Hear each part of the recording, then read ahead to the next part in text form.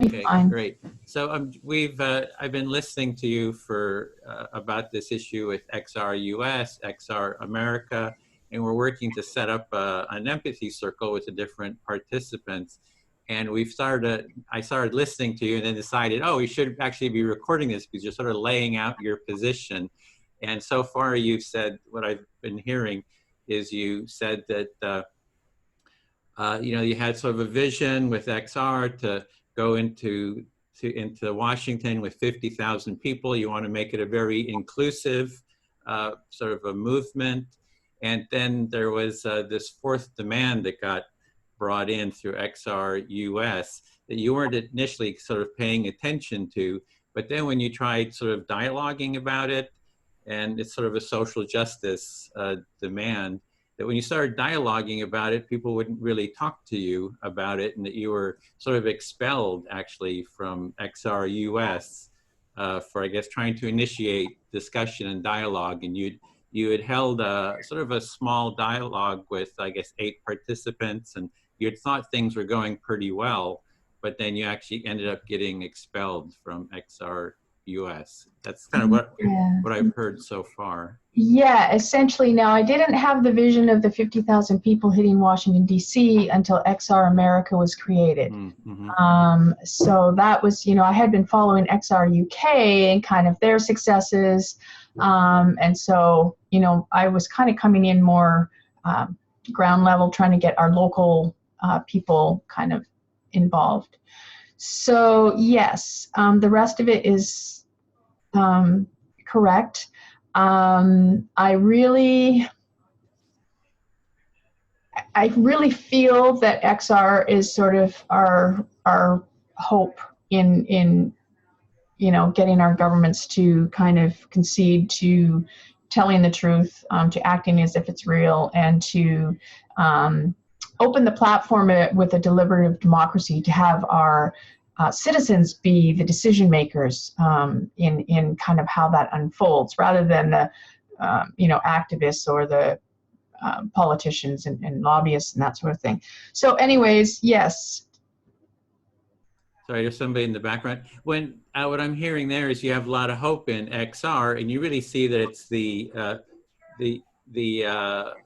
activists, not the activists to make the change, but it'll be sort of the citizens' assemblies or people's assemblies, that the change will happen in there, and that it's not going to be the activists who are kind of leading that decisions. Yeah, and that's not to say that they don't have valuable information and input and experiences that need to be shared. I do very much believe that the work that they have done is very important. Unfortunately, the way our government's currently structured, we've got this tight little bottleneck where their voices aren't being heard.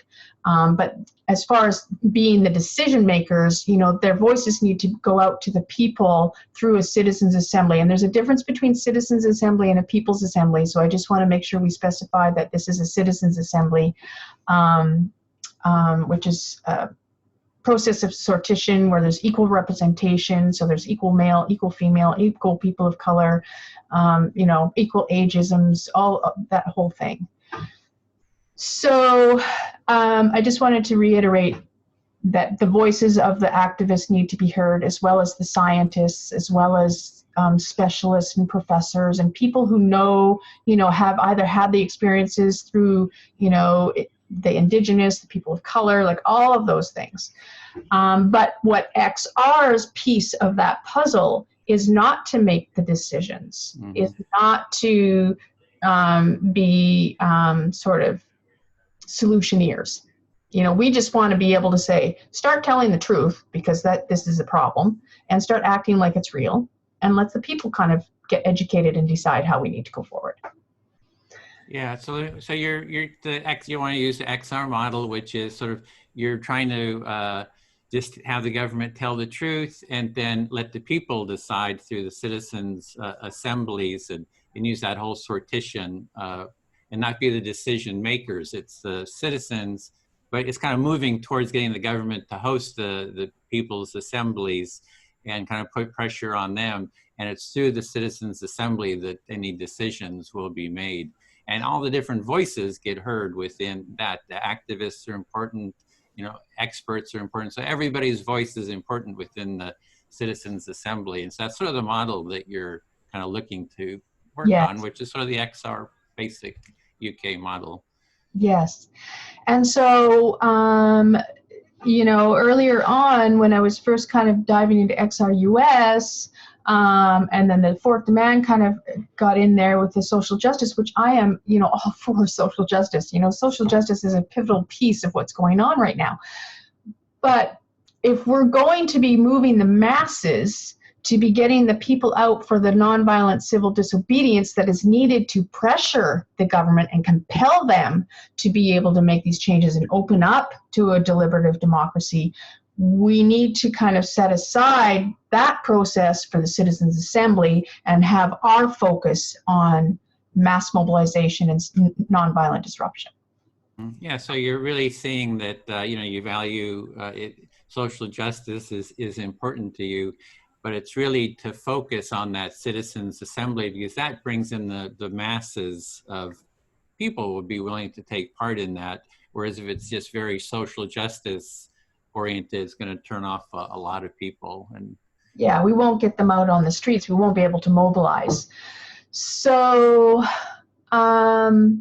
yes. So when I got removed, and you know, it wasn't for any violation of principles and values. It wasn't for anything disruptive other than just I had concerns that I was trying to share. I was removed, and I just felt that that wasn't the XR way.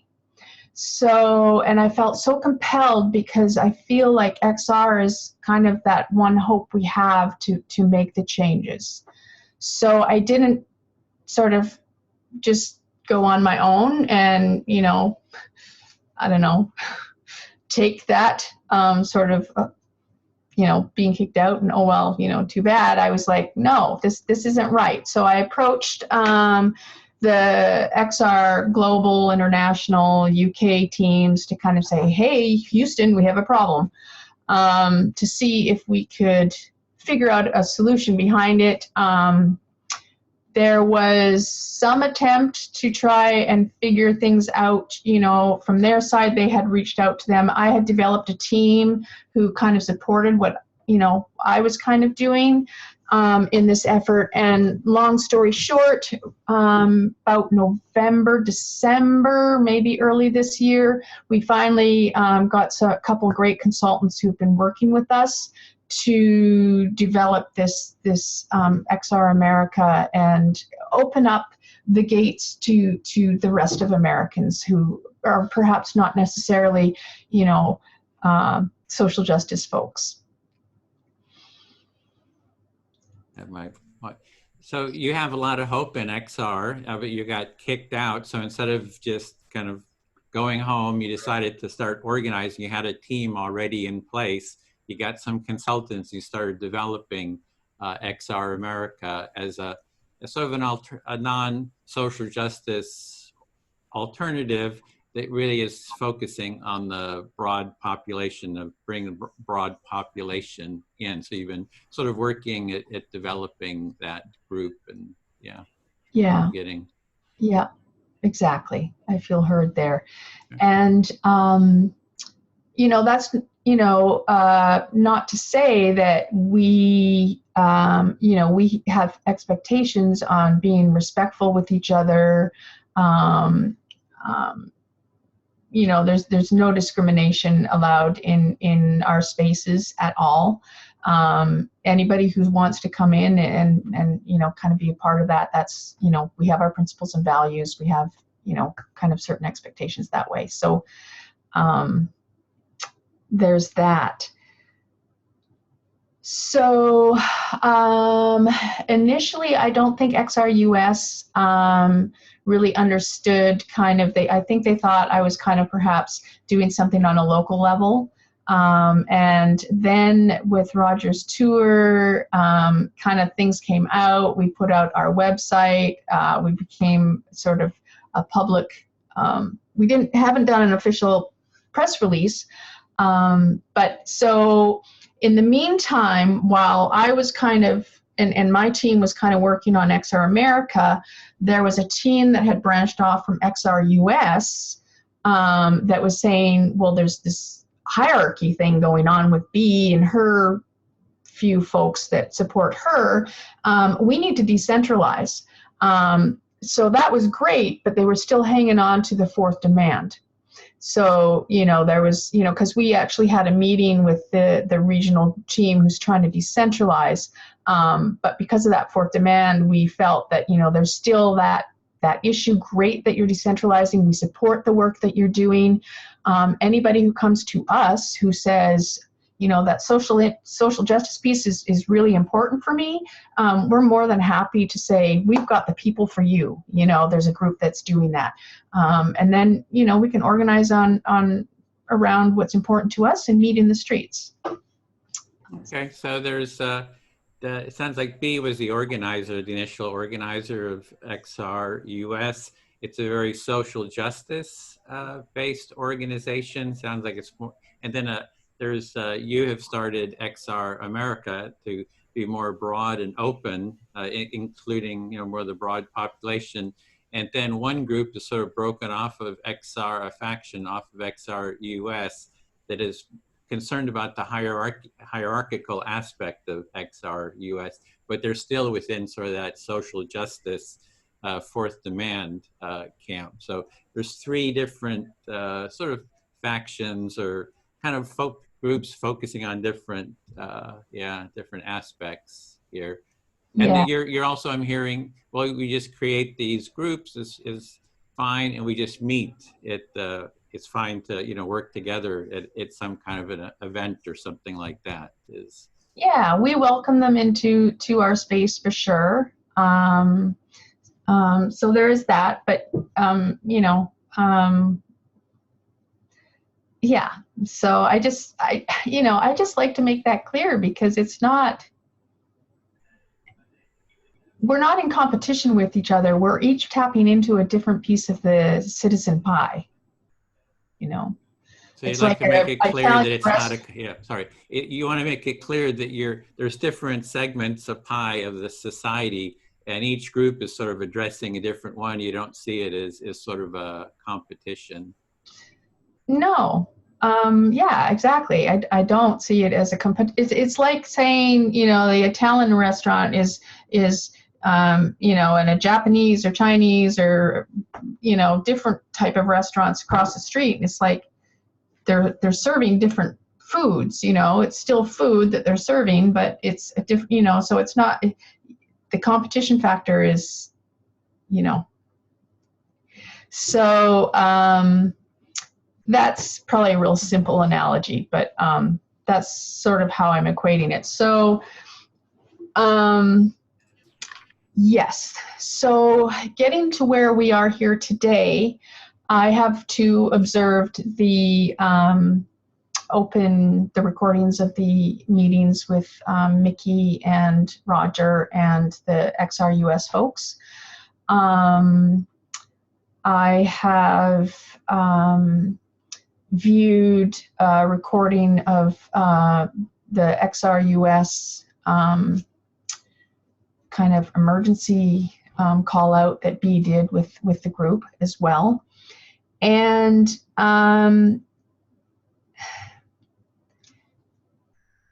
so that aside, Domio, my teammate, there's a few of us here in this core group, reached out to Gail to, and Kofi to say, hey, how are we going to handle this social justice thing? Like, we're getting attacked. They are just being viciously attacking us, and telling just things that just aren't true. But anyway, so we want to try and get some messaging that would be, bring out what our heartbeat is about. And in that conversation, it was like, well, why don't we create a video where we have the conversation and then we can post it on your website? So that's what kind of, and then Gail reached out to Skeena, and then we were having conversations, and then Skeena was going to reach out to you. And so here we are today, having this conversation. So the intent behind it is to really just I want to be a little cautious about what I say. You know, just be real about who we are, you know, and just let people know that the truth about what we're about, rather than have some of these distractions from somebody who some people have great respect for. You know, she holds a position of great power, and she's fighting tooth and nail to not have it pulled from her.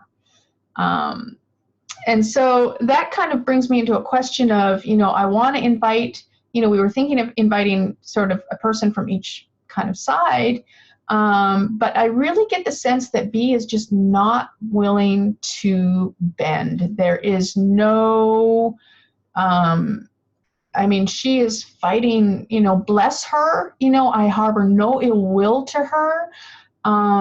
She's got this worldview that she's very fighting for.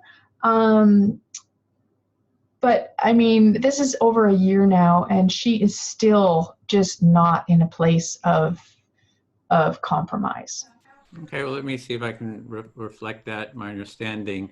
So part of this, I mean, a large part of this is around B, that you're wanting to have a conversation with her, a recorded conversation, to be able to get your point out. You've seen the videos of Roger Hallam and Mickey, those conversations, and some others, and that you feel that the XR America has been, you know, viciously attacked, and you're wanting sort of a chance to have your voice be heard, for your voice to get out there, and you're not sure if they're going to be willing, like B would be willing to have a dialogue. You harbor no ill will, but it sounds like you would like to have a sort of a mutual listening, empathy type dialogue of mutual listening, so where you can have your point of view heard and expressed to kind of the larger public, and have a recorded call that, Yeah, so that's kind of how that evolved.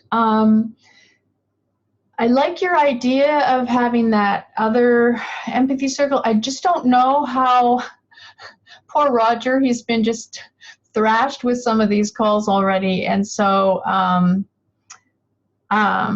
certainly I'd be willing to ask him, because he's the only person that can make that decision. I'm not sure how prepared he is. Yeah, so you have some concern for Roger, if he'd be willing to take part in this circle, you know, because he's been pretty much trashed in a lot of these. And I would add that he did say on one of the calls, one of our team asked if he would take part in an empathy circle, and he said yes. So okay, it's one of the calls. I can't remember which one, but I do have a recording of that where he said I'd be good. So he's already sort of agreed to it in advance. Okay, that's good to know, because, you know, some of it is you know, they, not the reform group. I think the reform group, or, you know, I'm not sure what they're calling themselves, to be honest. I just don't know what to call them. And I really want to be respectful to both of them. I know that they're currently undergoing some mediation, and in fact, we were asked to pause our efforts, because our existence has put in sort of a complication into the regenerative, global regenerative efforts to mediate their tensions. So we have agreed to do that up until the 20th of March, which is now, we're 5 days out. We did for 2 weeks as of the 6th.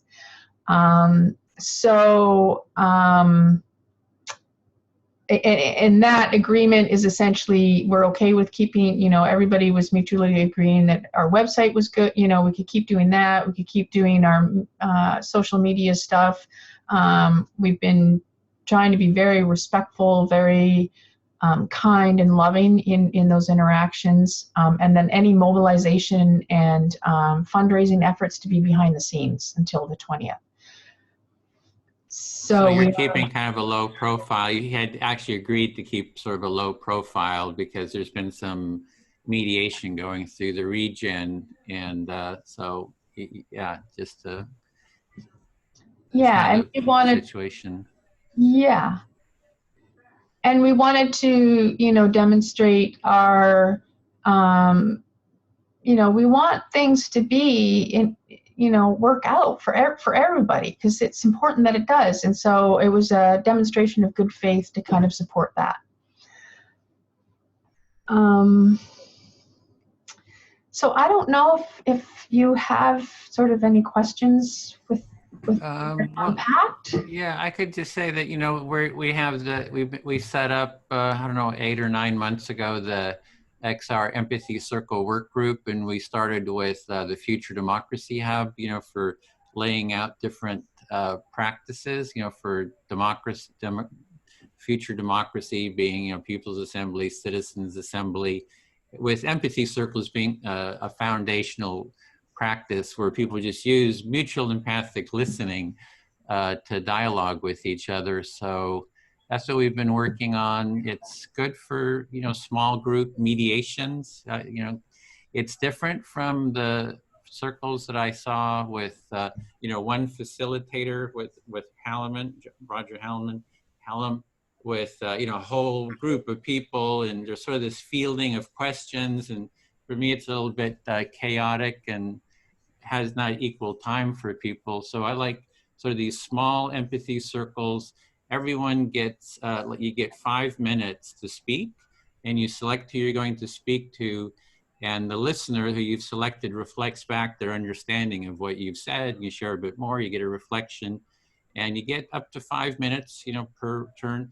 Then once your time is up, or, you don't have anything else to say, it's the listener's turn to select someone in the circle, and you speak to them. It just goes around like that. So there's a real priority on everyone being heard to their satisfaction, so that's sort of the process. And it helps create sort of an empathic, field, or an empathic, way of being. And it's more than just conflict resolution. We're trying to bring into XR groups as sort of a foundational practice. So you start practicing this even before the conflict happens. So you start getting familiar with it, and then when conflict does happen, you have some tools already in place to step back into. So that's sort of the framework of, what we have set up. And there's videos, and tons of videos, and material on how to take part, sort of preparation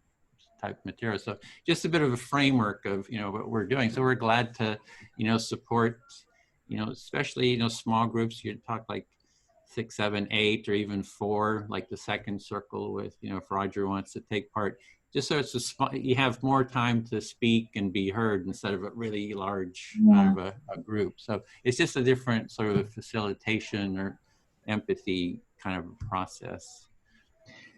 I like how that sounds. I actually watched the 2-hour empathy circle you had with Skeena and Rupert Reed, and I can't remember who the fourth person was. Yeah, Marta, one of our team. Yeah. Yeah, and it was just, the first half hour was like kind of getting sort of an understanding kind of thing, but the second hour was just like, wow, this is like great.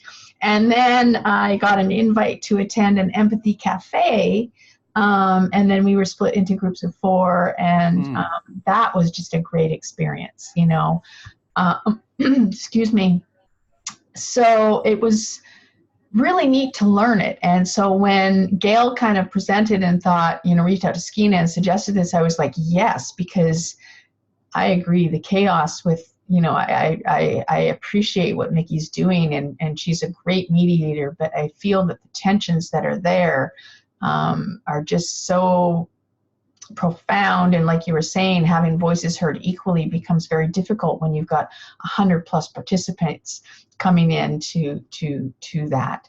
So yeah, so I'm hearing you had a good experience, and what you've seen you like and appreciate, and so you have some maybe trust or appreciation for the process. Maybe I could add one more piece. is that with this process, by observing it, you learn it. Like you saw the process with Rupert and Skeena, and you also learn it by observing it. So if we have both, you know, XR America, XR US, UK also taking part, the viewers, when they observe it, they will learn how to do it by observation, and then they can become facilitators themselves. So we're really trying to embed this skill. Ideally, it would be everyone in XR is able to facilitate an empathy circle, you know, and be a facilitator. So it really puts the power, I think, of this facilitation into the hands of, you know, everyone. I think that's wonderful. And, you know, I mean, empathy in today's America is so needed and missing and lacking. You know, the structures have just atomized us so much. So I see great benefit in this. And I wonder, you know, from my perspective, with everything that I'm doing with the coordinating of XR America, I'm not sure that I am prepared to take on, you know, kind of that task of, you know, that. But I think that a regenerative team could really take that and kind of, you know, get that out and make our community familiar with that, as at least as a starting point. And then, you know, I see it growing from there. Like I see nothing but good from this process. Well, that's what the work group is for. So we're there to actually support your, you know, any chapters, any groups that want to set this up. So that's what we're kind of trying to gear up for, to kind of be that support system for you. Okay, thank you. Thank you so much. So where do we go from here? What is the plan? And then, so the plan for the 8, would that be like a cafe style where we break up into groups of 4, or do all 8 of us kind of have some, how does we could have, I got a little noise in the back. I'm just going to close the door just a second.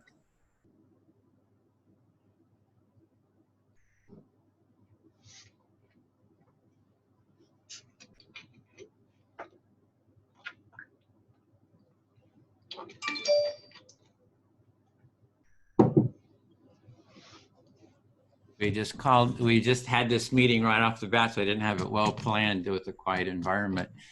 So yeah, we could, you know, ideally, you know, 4 is good for a circle because more people you get, but 8, you know, could work too. So it's kind of up to you. You could have, you know, one from XR America, 1 US, 1 UK, and then a facilitator, or, you know, you could scale up to 4.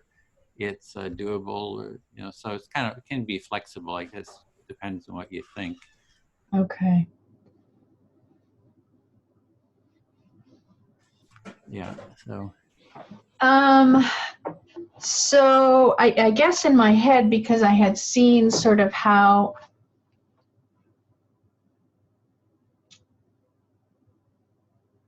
Okay, sorry, just oh, that's fine. go ahead. In my head, because I had seen how you had done it with the 4 with, you know, Rupert and Skeena and Martha. And then having attended the cafe where we were split up in groups of 4, I just assumed, because Skeena had talked about, you know, having 8 of us, that we would be split into 4. And I thought, oh, well, that would be perfect because we'd have Gail and Kofi representing the UK, so one of each of them. We'd have 2 of us, we'd have 2 of US, and then you and Skeena as the facilitators. So that's why my head was thinking Skeena was just a no-brainer, that she was going to be part of this. But maybe she's participating from XR UK perspective, or I guess maybe both.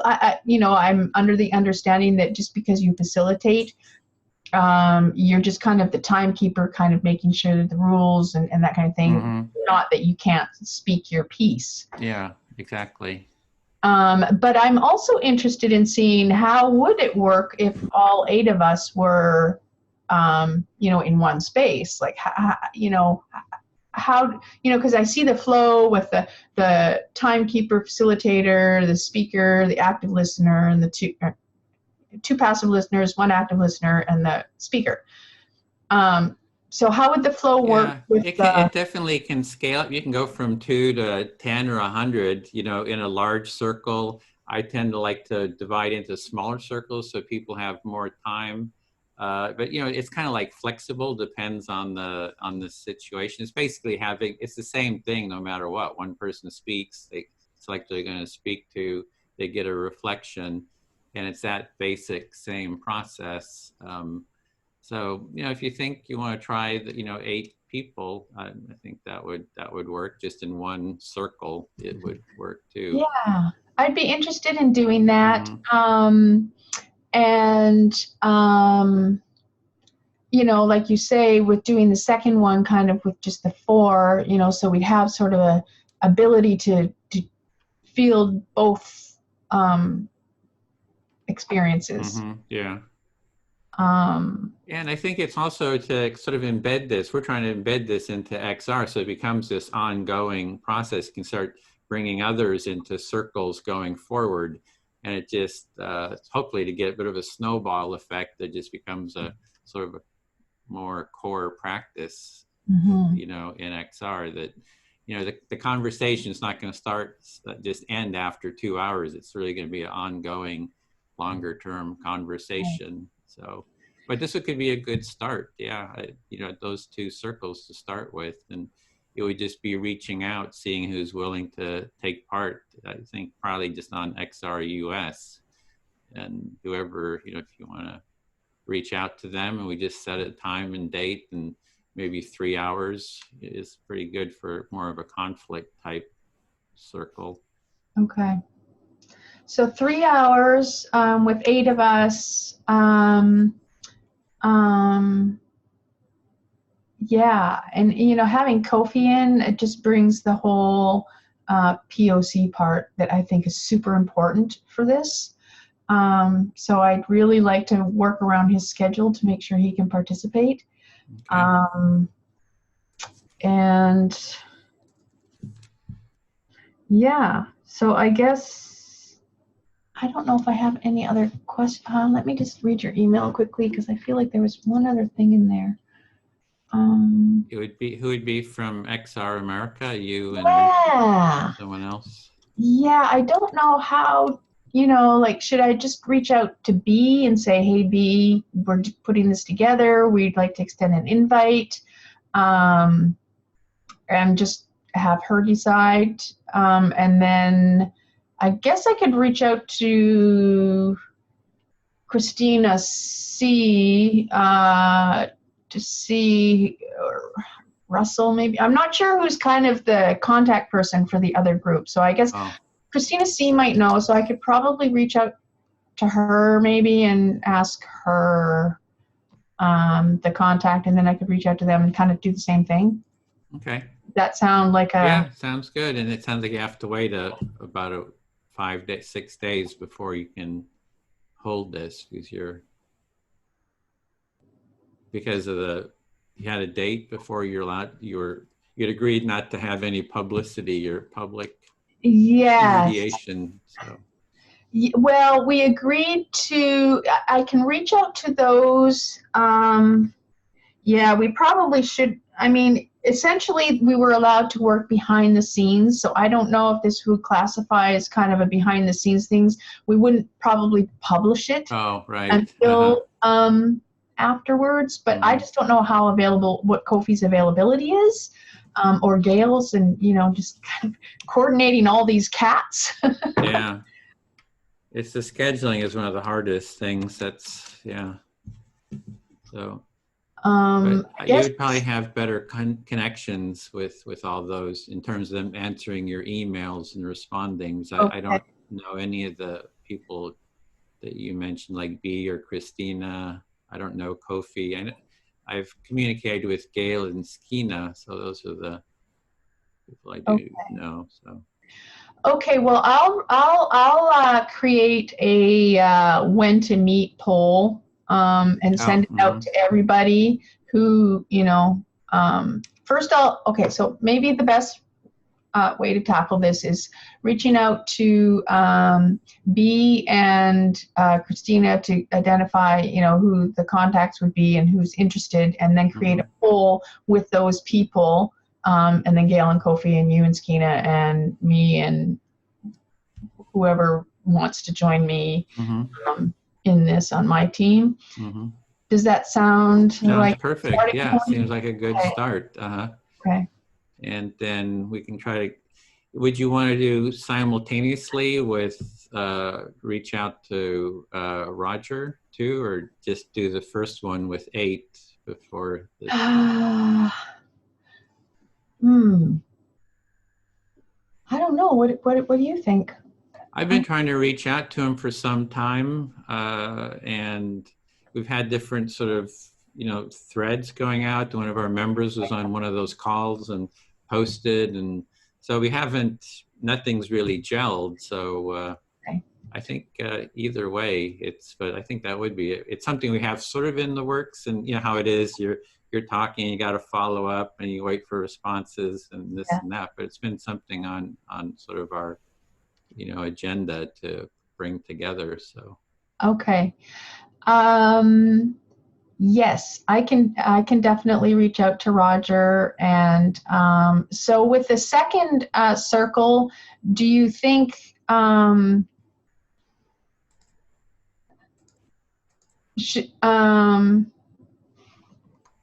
trying to figure, would it be like the same sort of representatives of US, America, XR-US, XR America coming in, or would they be different representatives having different perspective?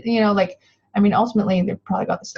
I don't know what. Yeah, it would be ideally we're going to try just 4, so it'd be one person from XR-US and one, you, and so it'd be just one representative from either of the groups. So it would be okay for me to attend both the 8 one and then okay. I will go ahead and see about getting this nailed down for everybody. And thank you very much for your time. And I'm just so honored to have you in our space to do this with us. So thank you. Well, I'm really glad to do it, because I've been trying to get the empathy circle, practice out into XR, and this is a great opportunity for, showing how it works, as well as for people observing it to, learn how to do the process themselves as well and spread it. So I'm really grateful for you reaching out as well. So thank you. Thank you. Thank you very much. And